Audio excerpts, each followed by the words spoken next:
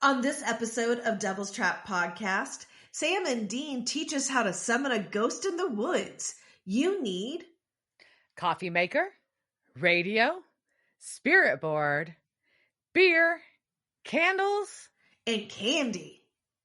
Let's do this.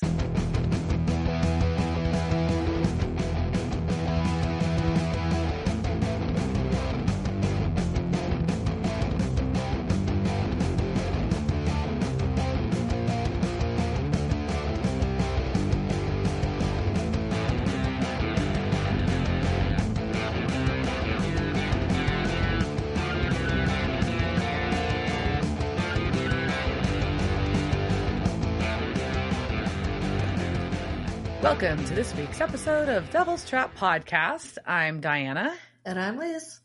And this week we're going to talk about Season 9, Episode 14, Captives. Captive. I don't know why I whispered, but sure. Captives. How are you? What are you up to? Not a damn thing. Not a damn thing. No. Oh, yeah. It's been I don't know, I've just been hanging out in hospitals and all that shit again. So it's not been a fun week, but it's also been fine. I don't know. Everything is normal, and it's spooky season. There's a ghost hunt this weekend I'm looking forward to. That's exciting. Yeah, my children hunt. So I'm going to go hunt ghost children. That's right. I think I told you there's a really cool one in Dallas. It's not a ghost hunt. It's just a tour. Oh, the cemetery tour. Preservation Dallas, which is who does like a lot of the historic buildings in Dallas, or is a private organization that advocates for them. They are doing a cemetery tour, and apparently they're giving access to cemeteries that are not always open to the public. I don't know. Kind of neat. Yeah, so you can go see the fancy dead people. Right. As opposed to those poor dead people. I don't know. Damn. Yeah, no, that's exciting. I would go do that one. Yeah, I mean, I don't know, it's just one of those things. It's one of those weeks. I'm ready for this week to be, I don't know, just to move on and go talk to dead people. They seem better than alive people. What about you? I will say on that note, because it's super consumption time because Amazon is having Prime Days. Everybody's having a sale. Yeah. So I was looking up because I'm probably going to be hunting by myself because I don't think my team's going to be able to make it on Friday. Oh. And so I was like, okay, well, what do I want to bring? I have no idea where my thermal heat gun is. It's in a box somewhere. That is, right. Because for those of you who don't know, I have stuff that's packed up from a move. So I don't know where that is. I don't want to buy another one because it was expensive. And so I was like, what can I do? So I'm going to bring my little travel spirit boards with me. And those are really, because they're small and they're portable. But what sucks about them is you need it in the dark is how you see them, right? So do I have to get a nerdy flashlight for my head or something so I can, so get a headlamp? But I did find on somebody's budget ghost hunting site about building a kind of a ghost detection with a theremin. And I found a cheap kit to build a theremin with. So I'm making a ghost hunting theremin that I'm going to attach to one of my creepy dolls. Maybe that's not exciting. A creepy doll. I mean, just a regular doll. I don't know. Or it says let's put it to a stuffed animal. So I figure I'll grab one of my creepy dolls. Ooh, maybe I'll put it in Peggy. There you go. It goes in Peggy. I think that's appropriate. Yeah. So that's exciting. Because there is a lot of ghost hunting equipment that's out there, but I feel like the field has gotten so commercialized, and you can just build a lot of stuff from scratch and from things that you get off of eBay. So I'm working on building some of my own equipment because I don't have enough things to do. There you go. Yeah. I appreciate that. That's exciting. Yeah. I'm just excited to build a theremin, honestly. I've wanted one forever. I'm excited for you for that one. I think now that I got the melodica, I knew that I was going to have to get the theremin. So if I can learn to play the theremin or the melodica while I'm on the lira hoop, I think my circus act will be achieved. I was going to say, you're there. What are the problems? One of the sites that I keep looking for Lyra stuff on also sells fire toys. So they were having a flash sale today and I almost bought fire stuff. I was like, no, not set yourself on fire. Don't do it. Don't do it. No. Anyways, all right. So what about you? What are you up to? We're in get ready for the Invasion Car Show mode. That's a lot of my focus right now because that is coming up on October 26th in Deep Ellum, invasioncarshow.com. But yeah, so we're just getting ready for our car club show. It's exciting to have another year of it, and doing it at the end of October is a first for us. So hopefully the weather will be lovely. Yeah, I mean, in October in Texas, that can go still be a ton of ways, or it could be not lovely. We'll see. You have no idea how that's going to be. No, but we're excited about that, and then other than that, just trucking along. I mean, I saw a I don't know. Did you see a band? I mean, yeah, but we took our car. Actually, kind of. Yeah. Did you see a car show? We took our cars to Deep Ellum to promote, and it was kind of cool. And then, what else have we been up to? I guess that's about it. I feel like I haven't done as much.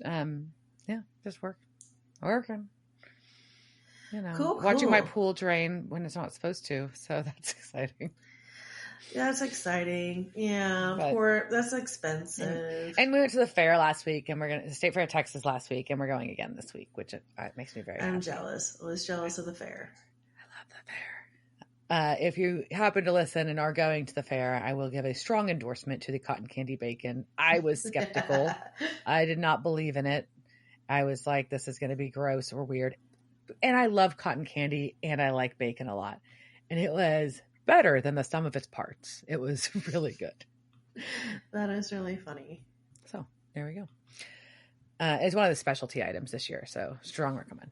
But yeah, that's all I got. Oh, and I'll say that actually they do have a badass Dia de los Muertos installation this year in the Women's Museum, which is also a lovely building I've never been to. It looks really beautiful. It is. It is an really, really lovely installation. It's multi-floor. It's really cool. So if you go, it's A, it's seasonally appropriate. B, if you're at the fair, you're already there. So it's free. And yeah, it's just really, really cool. So there you go. Awesome. That's my update.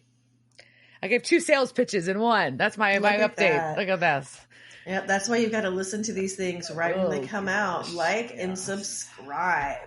So let's talk about this episode. And just because we haven't said this in a while. So on this podcast, Diana has never watched this show, and she's watching things for the first time. So we're always getting her perspective on that. And I have seen it too often.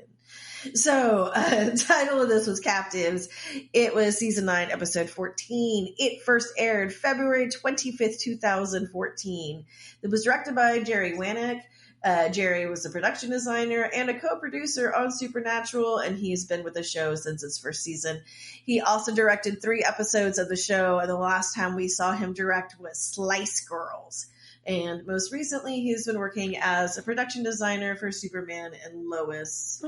And it was written by Robert Behrens, and Robert Behrens joined the Supernatural writing team this season, and he served as an executive story editor and supervising producer before being promoted to co-executive producer in season 13. We last saw him write Heaven Can Wait, and most recently he was serving as an executive producer and writer on Kung Fu. R.I.P. I miss you. Yeah. Well, we kick off with our recap. Angels or Dicks. Angels or Dicks is the summary. It reminds us of that, and that they're at war, and that Kevin's dead, and that Sam and Dean are fighting. And Sam would not do anything for Dean. He would not. Do it. He was not meatloafing for Dean. Correct. And we go from that and see there's water dripping, and then there is a devil's trap. And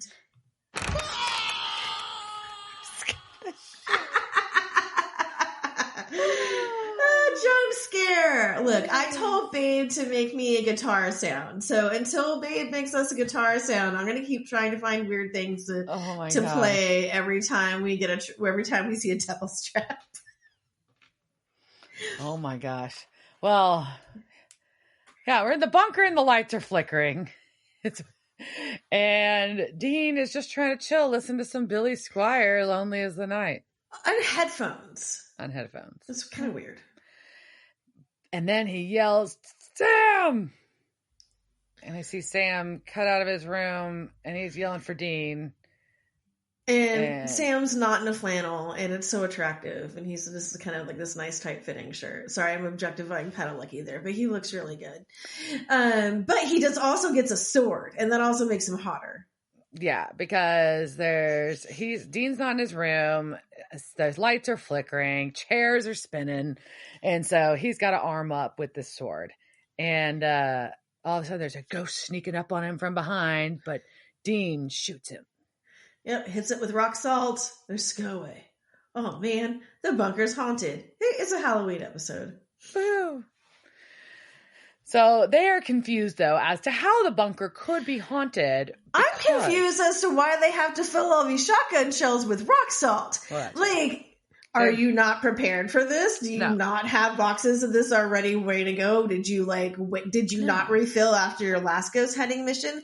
Does the Men of Letters not have a plethora of rock salt shotgun shells? Because I would assume they did. Yeah. And they would have cool little Men of Letters things on them. They would be really neat shells. So cool. Yeah. Yeah. And you have a bandoliers of them. Bandoliers. Yeah. Bandoliers. Yes, of them. I think you could somehow. I think you combine pistolero and. I did. But I feel like there's a bandolero somewhere. I do too, but we're just gonna roll. We're just gonna go with it. Okay, so who's a haunted? Yeah, and so they have to narrow it down and realize that whoever is haunting it died there and probably recently because the wards. So obviously, it's Kevin. Who could it be now? Yeah. So. This is the point where I was like, no, because Liz made me really believe that we would never see Kevin again. Because she's like, well, his eyes were burned out, obviously. And I'm like, fuck, you're right. We're never going to see Kevin again. Kevin's dead, is what I said. I said Kevin was dead. And I didn't lie. Kevin was dead. But also the coffee pot says that Kevin is a ghost. Kevin's a ghost. Haunting their coffee pot. Like you do. I mean, sure. So, and when Sam, to prove the point, says, Kevin, the coffee mug explodes. Yes. So we cut from this scene. Now we've confirmed that Kevin is their ghostie to a funeral. And a man standing at the back of at a grave site, a burial, I should say. And a man standing at the back of the group walks away, and Castiel's like, why are you here? And he's like, oh, that was my friend. I was friends with the angel that was possessing that woman, the angel Rebecca. And this guy was not only friends with Rebecca, he was also friends with Booger, aka Metatron. Once upon a time. Yeah. And I think this ghost is Alaya. Does that sound right? That's what notes said somewhere, but they don't really say that. So they don't really say his name. Funeral. I just call him Angel Dude, but I think maybe you're right. Maybe that's his name. I think we'll hear it at some point. But so either way, he's like, "Look, me and Rebecca gave up all of the bullshit because we realized angels lost touch with their mission, and she created her new group of angel followers. These are just all little cults. So she has a true mission. Uh-oh. Who is us? The penitent. Uh-oh. They're all her followers. Uh-oh. These are all cult signs that you were in a cult. But it doesn't matter because Rebecca dead. But they do kind of agree that Barty's a monster because he's killing them all. He is a terrible monster. So, back at the bunker, Sam is trying to communicate with Kevin. I'm not going to lie. This is why I ended up going down the rabbit hole of building some of my own ghost equipment today. Cause I was just, eventually they'll get to other things in here too. They're making kind of their own ghost equipment. And I was like, oh, okay. So the coffee pot is a spirit box. Okay. Yeah. So either way, they're like, but they know it took Bobby months to be able to communicate through the veil. And so they're not sure how well this is going to go. But now it's Dean's turn to take over and Sam's turn to leave. And Dean's trying to talk to Kevin and he's like, I just can't talk to coffee pot. And he turns. He's like, But he's going to monologue anyways, even though he said he can't. He's got a monologue, but I wish he had done it to the coffee pot. That would have been great. And Jensen's beard's really light in color. Like, they've done a lot of close-ups on him here, and I didn't like, it kind of makes me wonder if he dyes his hair or something, because his beard was coming in like super kind of almost reddish. I don't know. A lot of guys that happens with, though, where their beard comes in later. Yeah. But so he's like, he gives his monologue, and Sam comes back in, and as Sam comes back to the room, Kevin flickers in. And Kevin is talking, not realizing that he's flickering in, because he's just saying, this is not happening. I spent months trying to break through the veil just to get stuck listening to Dean Winchester have a self-pity session. Which is hilarious. And we've all been saying the same goddamn thing. So yes, Dean Winchester, stop with your pity sessions. But he has broken through. And he's going to tell us some very stressful news. Yeah, he's like, I gotta talk fast. I can't go to heaven because no one can go to heaven. So everyone who's dying right now since the angels fell are just kind of wandering around. This is bad. Yeah, think of like how many people die a day. And I don't know what that number is, but I feel like it's a lot. So if in this theory, all those people were going to go to heaven or to hell, it doesn't matter. Because there's even like 70, 30. I don't know. Still, I don't know. I guess they're like hell. I guess everybody's going. Why isn't Crowley just picking up all of these? I don't know. It's probably a thing for later, maybe. But why wouldn't Crowley be picking up all the souls that are in the veil, right? I don't know. Well, he's got a favor to ask, though. That's A, they need to know that because they got to solve some shit. But B, his favor is they've got to find his mom. They've got to find Linda Tran. Find Linda Tran. And they're like, wait, are you sure she's even alive? He's like, I have a source. It's really crowded in the Vale, but I found someone who, died near this woman named Candy, died in a forest in Wichita near a trestle, and you got to go summon her because she saw Linda alive. I want candy.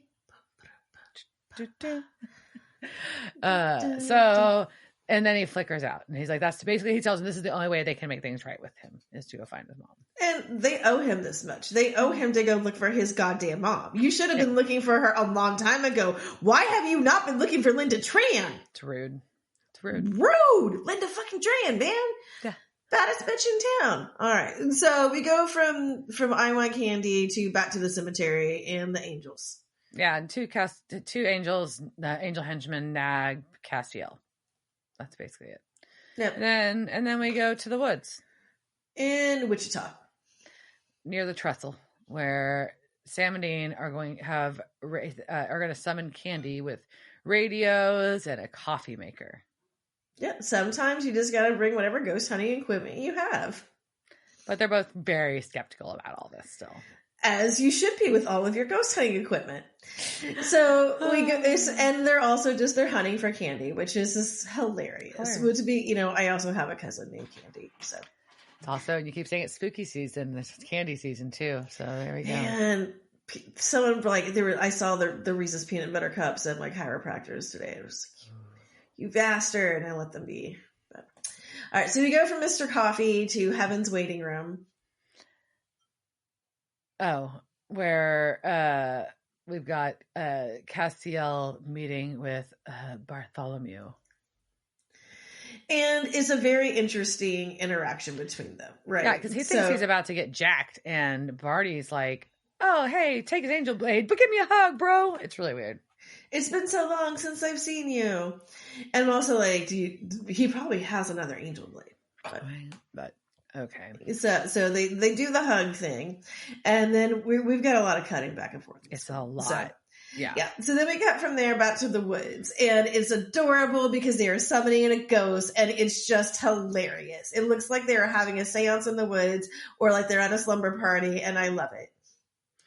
They are, and they've got a lot of beer. Like you do at a seance or a slumber party. In the woods, yes. What else? Like, if you go into the woods, I mean, granted, like, how far do they have to walk with all this shit? I don't know.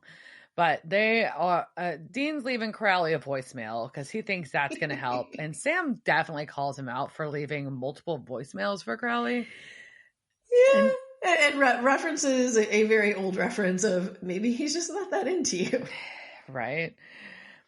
And Dean's like, well, he calls Crowley a flaming douchebag, but at least he's real and he is connected to Linda. Yeah, he makes sense to be contacting for this, right? But also, Cass would make sense as well. But clearly, like, how do y'all not know how to summon a ghost at this point, right? This should be like second nature to you guys. Just be like, boop, boop. Here's a ghost. But then we go into the radio starts tuning, which is really a freaking spirit box. That's hilarious. And Candy is coming through. Hello. But we cut back to Bartholomew, and they are telling war stories, him and Cass, about when Castiel was in charge. And Bartholomew is like, I held my tongue. Remember how well that went? Yeah. Remember the good times when Castiel was in charge of heaven? It ended well. And Castiel won, and then he got to go be elevated. And Bartholomew's like, yeah, but I got left behind as a grunt. And Cass is like, yeah. Then also you had a bad reputation for torture and murder. Yeah. You got this is what you got with your wins. You became a torturing dick, and he brings up the point that angels follow orders, and that is their inherent nature. And angels just want to be in armies. Like, they really just want to. I feel like they're just a lot of them feel like that's their nature. At least that's what Bartholomew thinks. Yeah.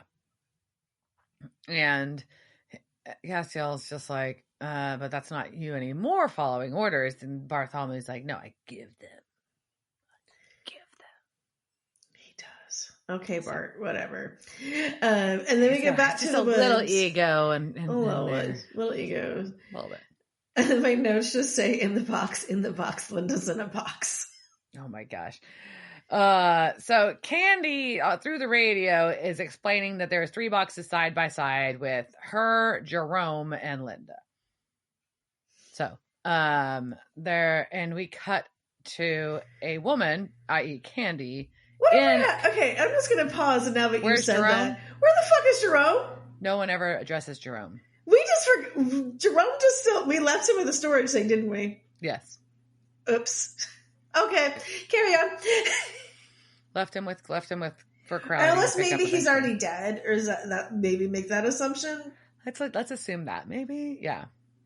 So we see Candy in her cell, and it's like bare concrete walls and metal door, inside. She's inside a fucking storage unit. That's the story. Anyways, and then this is the episode of Storage Wars that nobody expected, right? And she explains there's 2 men. One is short and British and loved hearing himself talk. Oh, clearly Crowley. And then they were chained to the floor, and then but the British dude told her that she was worth more alive than dead. But then suddenly he just stopped showing up. So it was just the second guy. And so he doesn't seem like he was as nice. So she decided to escape, and she ran into the woods. She was under the trestle and she got stabbed from behind. Said Linda might have survived, but she doesn't know what happened. But she said after what they experienced, she hopes Linda's dead. Ooh. Dark. But we cut to a not dead Linda fucking Tran. No, but she is screaming real loud when this dude enters the storage unit. And that's distressing. It is. I don't like anybody who makes Miss Tran that stressed out. It's not okay. No good. No good. So Sam and Dean are going to start investigating storage units. They figured out that Candy was the kept woman of a congressman, and he very much liked her feats. Yep. Congressman with a foot fetish. I'm shocked. But Crowley was holding her for leverage against this politician, just like he was holding Linda Tran for leverage against Kevin. But does it make sense to kill them then? Is the question mark here. So, back at the what is it? Boyle Ministries? Is that where we are? Bartholomew and Cass are walking and talking. They're walking and talking. And he's explaining, how they've purged the human allies and commandeered all of Boyle Ministries and made all of the remaining humans their vessels, the ones that could survive it at least. Wow. Okay. So, I mean, we kind of knew that. I mean, we're not that surprised. Cass is, though. Yeah. He's like, well, also, your followers want me dead. I'm not sure that you don't want me dead, too. Yeah. Are we friends? Am I free to go? What's going on? And Bartholomew's like, of course, if I wanted you dead, you'd be dead. Of course you're free to go. It's fine. Everything's fine. And we have to work together because we got to find Metatron. We got to do it together, though, so we can restore heaven. And we just need to get all these like little factions, just nip them so they won't be a problem later. So we don't have other problems. It's all for the greater good. I know you don't like my methods, but it's fine. We're just going to take down Metatron together. Yeah, that's cool. It's cool. It's fine. Yeah, we're all good, right? Totes. People say that anymore? I don't even know. Anyways. Don't see what people say. I spend my time buried in books from the 1800s. So, all right. So we cut back to the storage place, and Dean has accurately predicted what the storage unit dude looks like. Yeah, very much so. And we have identified agents Nix and McVie, which is a Fleetwood Mac reference. There you go. So they're like, we need to look at the rental records. So Dell calls to Barry to bring the rental binder. And while they're going through that, Sam also notices on the map that there's 3 units that are very separate from the rest, and like, oh, that would probably be a good spot to hide some fucking people imprisoned in a storage unit. So, Yeah, and Sam notices that Corridor Q has 3 units separate from the others, and they're all leased by Daniel Webster. Yes, which is a joke about the devil and Daniel Webster. So obviously those are definitely Crowley's. Yes. And if you are unaware, The Devil and Daniel Webster is a short story by Stephen Vincent Benet that was written in 1936. It's about a New Hampshire farmer who sells his soul to the devil and is later defended by a fictionalized Daniel Webster, who was a real person, a 19th century statesman, lawyer, and orator. And the narrative does reference real events in the lives of Webster and his family. So that's kind of creepy a little bit. But it's also something that has been parodied a lot. So you'll see it on things like here and The Simpsons. So there you go. So Dell overhears this and he's like, oh yeah, that same person's also leasing some spots on the other side of the property too. Why don't I show you those? So Sam's like, cool, I'm gonna go look at these 3. Dean, you go with quote Dell, the funky Homo sapien. Yes, let's split up and go our separate ways. Whatever could go wrong. And make an old hip-hop reference. Anyways, so Dell and Dean are in this storage unit that definitely doesn't look like a storage unit that Crowley would have. It just does not make sense at all for Crowley. On the other side of the property, Sam gets to Corridor Q and picks a lock. And in the first one, he finds Linda Tran. Woo, Linda! Yes, she's alive. Yay! And he's like, and she's like, we have to get out before he comes back. And then she's asking if Kevin's with him. And then the door closes because there's a camera in there and someone remotely did that. Yeah. But when she asks if Kevin's with him, it's just heartbreaking because you know that she doesn't know. And it's already starting to weigh on Sam. Yeah. And Sam notices a camera. And we cut to Dell, who definitely has a phone in hand, looking at the camera feed and closing the doors on them. So we know Dell's a bad guy. And Dean is getting sus about this storage unit. Right around that time, Dell pulls out a blackjack and knocks Dean out. I think that's what that's called. Yep, it's a blackjack. Okay. So Sam and Linda are trapped in one storage unit. Dean is unconscious in the other. With Dell.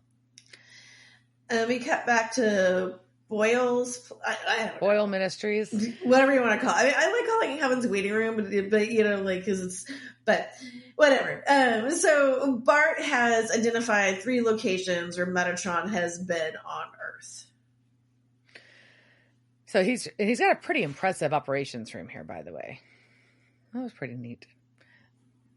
And he's wants Castiel to lure Metatron because they think that will help get Metatron exposed, at least.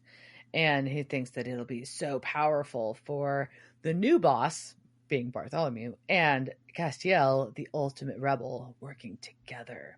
It'll send a message to all the dissidents that resistance is futile. Isn't that the Borg? Something like that. Yeah. Yeah. They, he's just laying it on super, super thick and about what they could accomplish. And then somebody gets drug in and, oh no, it's our guy from earlier. It's the funeral angel. And Bartholomew is like, yeah, we're going to torture him and kill him now. Cool. Let's do this together, buddy. Okay. So back in the storage unit, though, Sam has successfully picked the locks on Linda Tran's chains holding her to the floor. And she's like, look, by the way, there's power lines or electrical, conduit right there to this powered lock. You should go work on that. And then she stops Sam from working on it and does it herself because she used to help Kevin with his engineering assignments. Yep, and she knows what wire is which, where they go, and basically can fix this in like a flat minute, and Sam doesn't know what the fuck he's doing. So she still doesn't know that Kevin is dead, though, and Correct. Asks him if they left him someplace safe. And, I mean, I guess technically dead in the bunker is safe. Yeah, because Sam says, of course. And then he stops her, and then she knows. But she's like, nope, you're still going to take me to my son. Yeah, I'm like, why are you stopping to tell her about he's dead? This seems like a wait until you're out of the scary situation type thing. Right.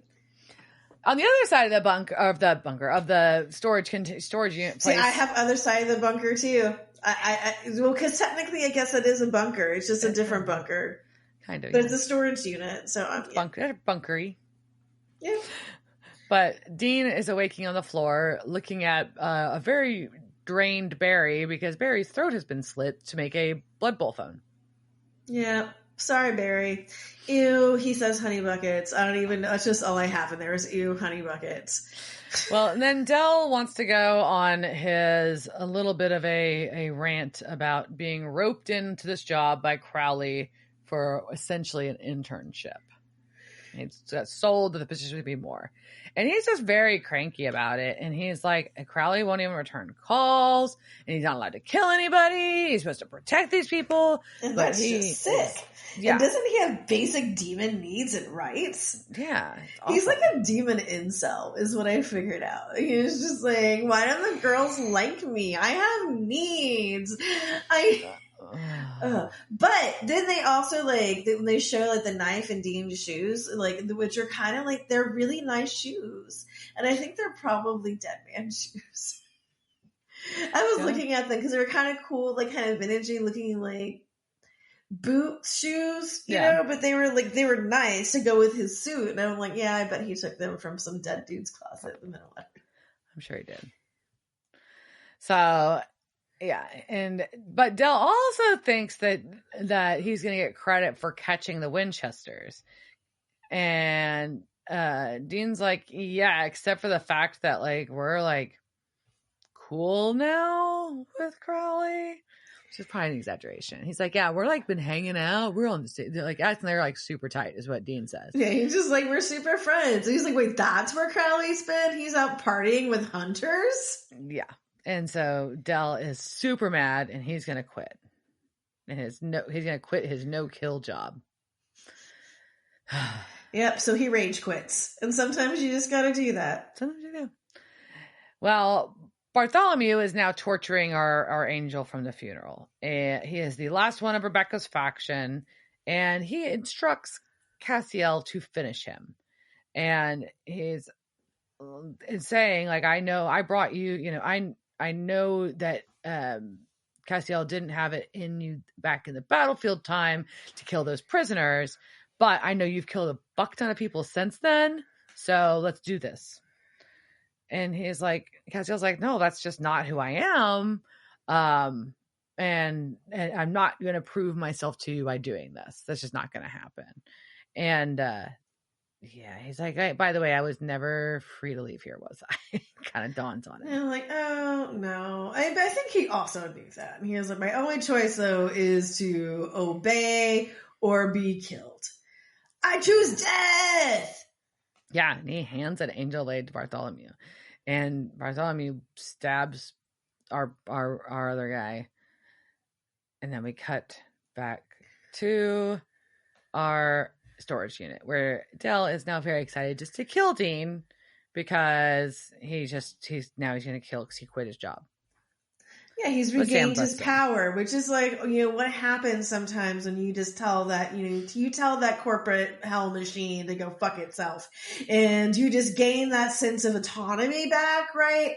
And I know that's what he's feeling. And so he's just about to, stab Dean, but unfortunately Sam busts in. Yep, bursts his bubble. Back at Boyle Ministries, Bartholomew's like, is all pissed now. He's like, Castiel always thought you were better. Man, and we're going to fight now. Man, and he's punching Cass. And Cass is like, I want to end angels fighting angels. So this is exactly what we're doing. So Bartholomew's going to stab him, but Castiel blocks. We have a good little fight. And then Castiel flips the script. He's going to win. He could stab Bartholomew, but he shows mercy and he walks away. Yeah, of course he's like, he's just, but then he's just like, what are you now? I am nothing. Oh, God. A little much, Bart. A little much. There can be no peace without bloodshed. No. And then, no. Of course, Castiel turns to leave, and so Bartholomew runs at him to kill him from behind, but Cass knew he was going to do it, so Cass kills him. Yeah, don't try and stab people in the back, Bart.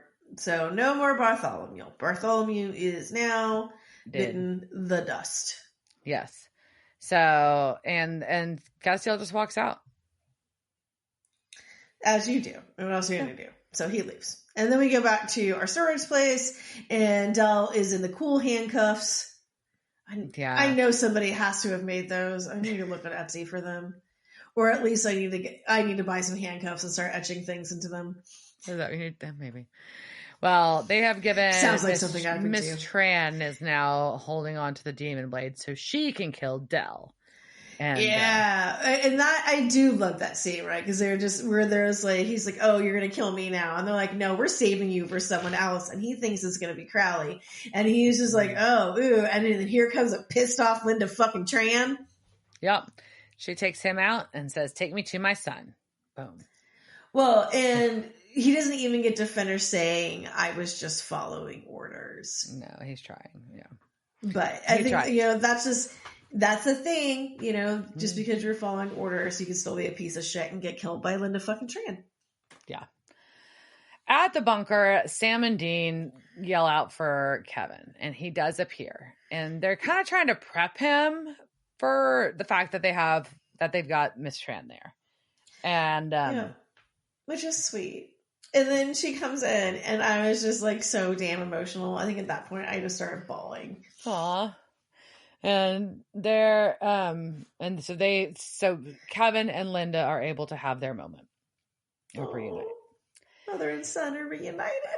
Elsewhere in the bunker later, Dean and Linda are going through Kevin's things, which seems very upsetting. It is very upsetting. I was very upset during all of this. And then she finds his dad's ring, and she thinks that's what his spirit is bound to. And this again kind of gives up the question of, who the fuck is Kevin Tran's dad? Right. And so there's a couple of things that kind of go in and out of here, because Crowley had said once that he learned while he was possessing her that Crowley's mom had an affair and that Kevin's dad wasn't the dad that he thought it was. But then this is like Kevin's dad died when he was a baby. And then there was, I think at one point there was a Mr. Tran, way in one of the earlier things. We have some continuity problems with Mr. Tran. Yes, we do. Definitely. I agree. So, yeah, super weird. And Dean's, so Linda's going to take the ring. She's taking Kevin with her and going home. And Dean's like, I just want you to know that since we don't know what's going on with heaven right now, there are some extra risks here. and I don't know if this is the best idea. And she's like, nope, it's my job. I'm taking him. I'm going to keep him safe. Yeah, because if you don't remember, being in the veil makes ghosts nutbags, aka what happened. But Bobby was already a vengeful. See, and I think that's different though. Not every ghost is a vengeful spirit. No. I don't think they all necessarily go that way. Anyhow, so we can go from there back to the cemetery from the beginning where Rebecca's grave is at. Yeah, because Castiel is there visiting the grave of Rebecca's vessel. And he is apologizing for creating chaos and being unable to fix things. And he wants to try a new way of things. And then one of Bartholomew's henchmen is there. One of the henchman angels shows up. And he gives him the Valentine's Day card that says, I choose you. He's like, I thought I had no choice, but you showed me that I did have a choice. You're our leader now. We'll follow you, and I'm not the only one. There's 2 more angels with him. Yeah, so once again, we have Cass as a reluctant leader. So now we have another faction again. Faction. It's a good station. All right. So back in the bunker, Kevin is very upset. He's talking about how his mom was held and tortured for a year because of him. Good Lord. And that's his responsibility. So it's cute because you got Linda saying it's her responsibility to keep Kevin safe, and Kevin saying it's his responsibility to look out for his mom. Yeah, he's blaming himself. And Sam's like, we failed you. And Kevin's like, no, it wasn't you. It was, and because Sam's trying to take the blame for killing Kevin. And he's like, no, I know that wasn't you. What you need to do is go fucking get that Gadriel asshole, though. Yep. So if you heal him, we can call it square. Yeah. And Dean's like, whatever, just don't thank us now. Thank us when we get you to heaven, and enjoy your time with your mom. Enjoy your time with your mom. Sounds like an insult. Have fun with your mom, man. But when you're a grown up, you realize that yes, enjoy time with mom is a good thing. It is. It's special. So Kevin, though, asks them for one more thing. He wants them to promise to, quote, get over it. About all their drama and fighting.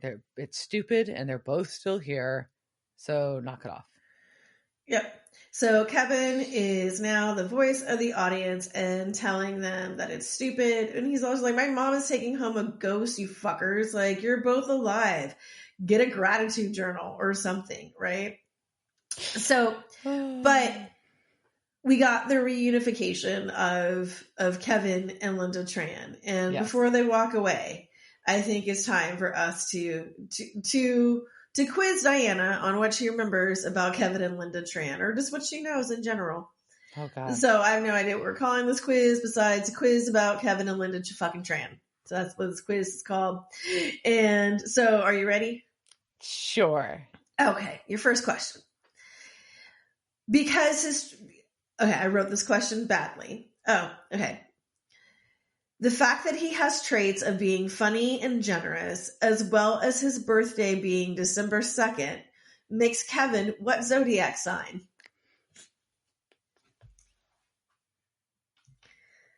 What does Kevin feel like to you? Let's go with I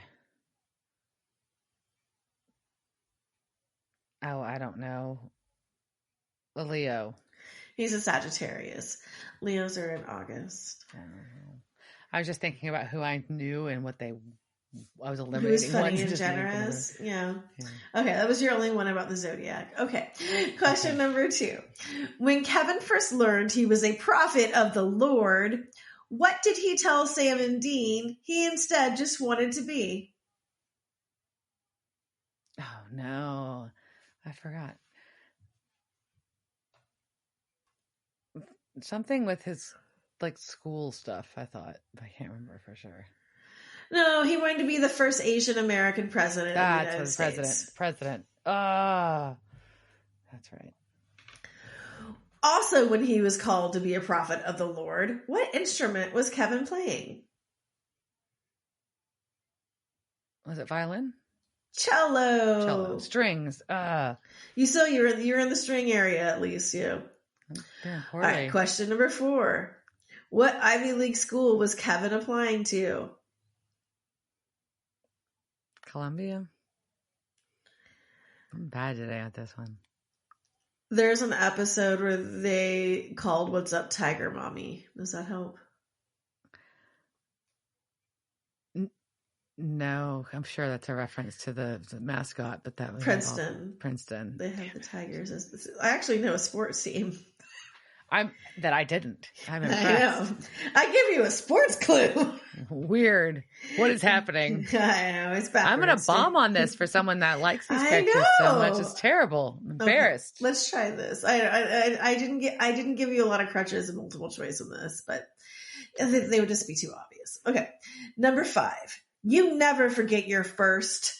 Who was the first villain to hold Linda Tran hostage? Ooh. First to hold her hostage. She's been held hostage so many times.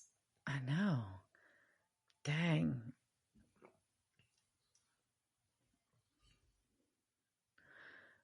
I want to say it was.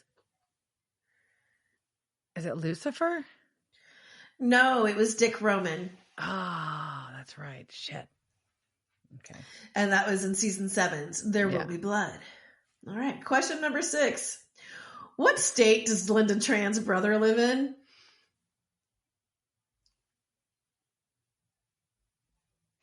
I don't know why. I have a state in my head. I'm just going to say it. I want to say Tennessee. You're close. It's Wyoming. You're not close at all. Because he's the tax and business guy. He's a tax assessor. I knew that. Yeah. That's why I went with what state he was in. So he was he worked in the Wyoming tax assessor's office. Oh, terrible. All right. I'm going to give you one that I actually did. I think this is your only multiple choice. Okay. Both Kevin and Linda want to make bombs, demon bombs. Right. According to Kevin in the demon tablet, the first 3 ingredients are West Bank witch hazel, skull of Egyptian cat, and this. Is it A, random ass newt that may or not be extinct? B, a very specific toad that can lick its own butt? C, the button of an angry rattlesnake? Or D, the feather of a fallen angel? I think it's A, but it could be D. It is A. It is A. D has been used as ingredients in other spells, which is why I threw that in there. I also thought that a toad that can lick its own butt was a good one. Yeah. Yeah. I remember the newt. Okay. Random ass newt that may or may not be extinct. Yeah. Number 8. While on Garth's houseboat, the Fizzle's Folly, what food does Kevin almost OD on? Hot dogs. That is correct. Still want a hot dog real bad. Number 9. What alias does Kevin use in Devil May Care when he threatened Sergeant Miranda Bates in her wrong uniform with her pictures from Cabo? I forgot. I don't remember. It's a nerd thing. Oh, I know. That's something from Star Trek or Star Wars. Yeah, that's from Star Wars.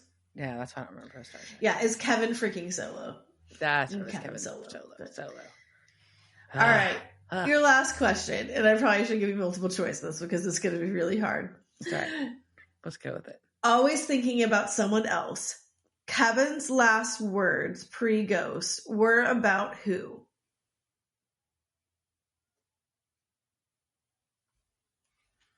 Huh. Because what were they doing before that? Were they talking about? I'm trying to think who they were talking about. I don't remember. I'm gonna say Garth. It was Dean. Dean, okay. Because when Samdriel walks up to him and Kevin's last words are, "Hey, do you notice anything a little bit off about Dean lately? Between you and me, I'm a little bit worried about him." And then stabbed. Rude. So rude. So that was the Kevin and Linda fucking Tran quiz. Damn. Diana is not an expert on... Not an expert. It's okay. You can study next time.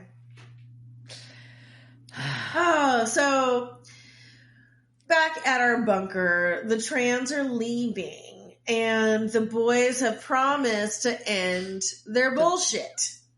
But as soon as Kevin and Linda are gone, Sam just walks away and closes himself in a room. So Dean just goes back to his room, picks up his headphones, and picks up where he was in the song Lonely as the Night. So they lied to Kevin. Of course they did. Rude. So rude. All right. So do we have some cast members to talk about? We've got a couple. Final thoughts? Yeah, we've got a couple. Casting couch. It's the casting couch. Were they on that show that time with that guy? La la la la la la la la la la la. So we've got our Dell was played by James Imicus. He's been in episodes of House, Charmed, Bones, Medium, Grey's Anatomy, Ghost Whisperer, Mad Men, Justified, CSI, Once Upon a Time a few times, Lucifer, C a few times, and NCIS. Elia is what the note said. Our other ghost is, our angel is. So that was Dustin Schwartz. He's been in episodes of Smallville, Bates Motel, and The Magicians. Candy was played by Linda Rosler, and she's been in episodes of Republic of Doyle and Killjoys, and then she was a publicist in the film I'm Not There. That was that Bob Dylan movie. And then our first angel was played by Reed Morgan, who has been in episodes of Nikita. The second angel henchman was Ben Sullivan, who's been in episodes of Hell on Wheels, iZombie, Supergirl, Magicians, Siren, and Riverdale. And Barry, our poor attendant who got used for a Blood Bowl phone that never even got used. Yeah, Callie wouldn't answer the phone. How long can you reuse the Blood Bowl? Is it just one time use? Done? That'd be wasteful. It does seem kind of wasteful, but also blood coagulates and dries. So at first, it's kind of poking through that cheese film, you know. Yeah, scoop off the skin. Well, Barry was played by Brendan Riggs, and he's been in episodes of Van Helsing, Charmed, Space Force, Blockbuster, Resident Alien, and Animal Control. So, yeah, there we go. Animal Control is a fun show. It is a fun show. It is, yeah. There's nothing redeeming about it. It's just a fun show. Yeah. Yep. So, yeah, that's our cast for this one. So thoughts. Well, I did not trick you. Kevin's dead. You did tell me the truth. But then I started to wonder. I thought it was real weird when you asked about something. You asked me something about doing a Kevin and Linda Tran quiz. And I was like, what are you talking about? But okay. And then this episode, and I was like, what? So it was, I guess you technically gave me a hint on accident. But I think I asked you after you watched the episode. I don't remember. Yeah, but still, yes, it's very exciting to have the return of the Trans. Yes, we like them. They're good characters. And then I think, though, for this episode, I think that I'm glad to have freaking put, tied off the story about Linda. We know where Linda is. They didn't just forget about her and leave her. I think now they've left us with a Jerome story. Well, yeah, they left her hanging on that one. Now we have a new. Who the fuck is Jerome? Where is? Why did you leave him? Is he dead? Why does Crowley have him? All the things. Yeah, who has a foot fetish? Whose kept woman is Jerome? Well, and I think what's interesting about this episode is really the only thing that's driving the story in this episode is the Castiel storyline. Yes, it's nice to have the Linda thing tied up. I'm not knocking that in any way at all. And I guess Kevin drove it a little bit by being like, by the way, heaven's fucking closed. Shit's fucked in the veil. Those were important. But really, the whole, captivity story didn't really further the overarching season, in my opinion, but I don't know yet because I haven't seen the whole season. Fair. I mean, what episode are we in? 14 now? Yeah. I mean, the big bad this season is Booger, right? For the most part. Yeah. But this is also pretty late for them to have figured out that we're episode 14, that no one getting into heaven. Like, that seems like something y'all should have figured out a while back. They should have known. Somebody should have told you. A Reaper should say something. Like, you would think that would be... Why haven't we dealt with Reaper? I don't remember we dealt with Reapers this season, but... No, not really this season. This is what happens when you get to season 9. There are some things that maybe run together.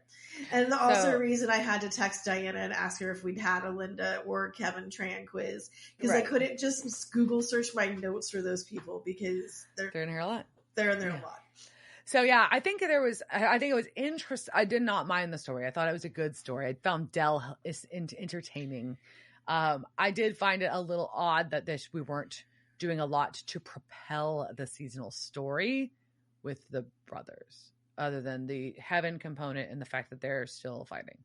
Yeah, I mean, but we kind of come in and out of the seasonal component on this show a lot. So we do. It's not that surprising at all. And hey, we got Kevin can materialize now. Yeah. We learned but that also the Kevin and Linda story was used to explain the veil, right? Yes. So I think without that, you wouldn't have had. So that's true. That's true. No, that's true. You're right. I'll you allow it? Will you let them concede? I'll concede.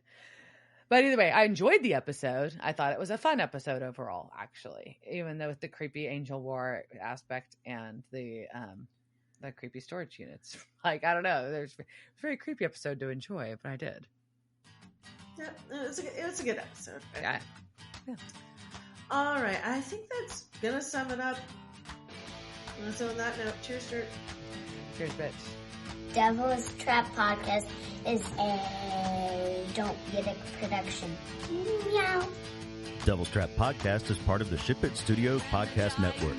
Thanks for listening to this week's episode of Devil's Trap Podcast. You can follow us on Instagram at Devil's Trap Podcast, Twitter at Devil's Trap Pod, or you can email us at devilstrap@devilstrappodcast.com. Don't forget to subscribe, leave reviews, and share with all your friends. We're at all your favorite podcast outlets and at devilstrappodcast.com. I'm Babe. Thanks for tuning in, and we'll see you next time.